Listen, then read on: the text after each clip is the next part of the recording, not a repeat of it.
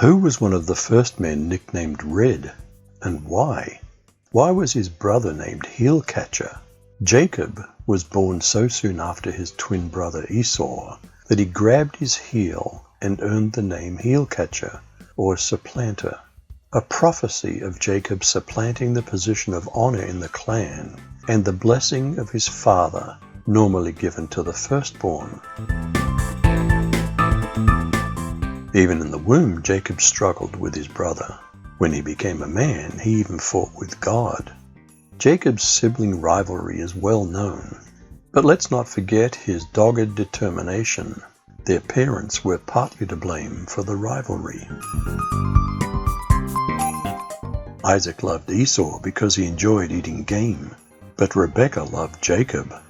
Favoritism is a common cause of deep-seated family problems.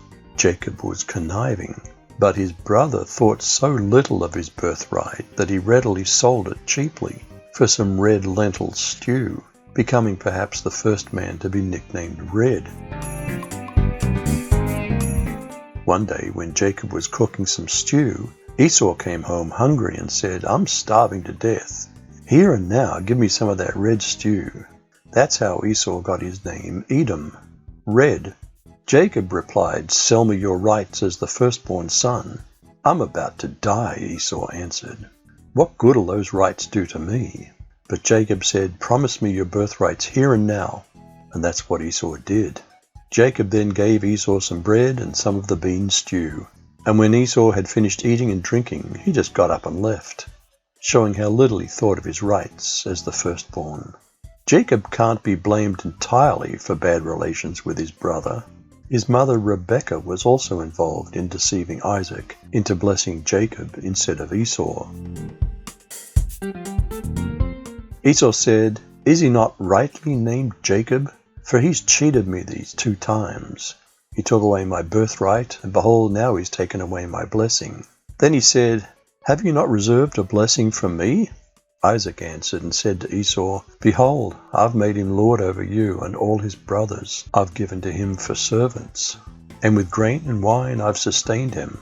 What then can I do for you, my son?" What was the result? And Esau hated Jacob because of the blessing wherewith his father blessed him. And Esau said in his heart, "The days of mourning for my father are at hand. Then will I slay my brother Jacob."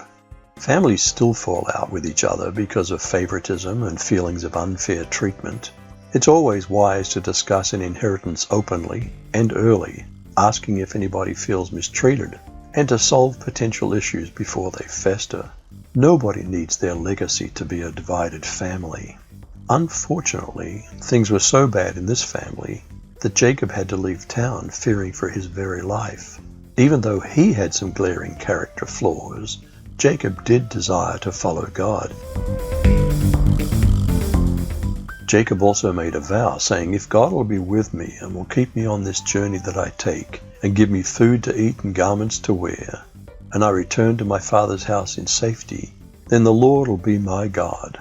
What's the best way for a sinner with certain weaknesses to learn to overcome? Could it be that God had some important lessons for Jacob in working for Uncle Laban? Deceived by him into a honeymoon with the wrong daughter, Jacob was devastated. When morning came, there was Leah. So Jacob said to Laban, "What's this you've done to me? I served you for Rachel, didn't I?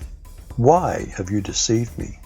Unlike his father Isaac, who was a one-woman man, Jacob had 4, and all the family strife that comes with plural marriages.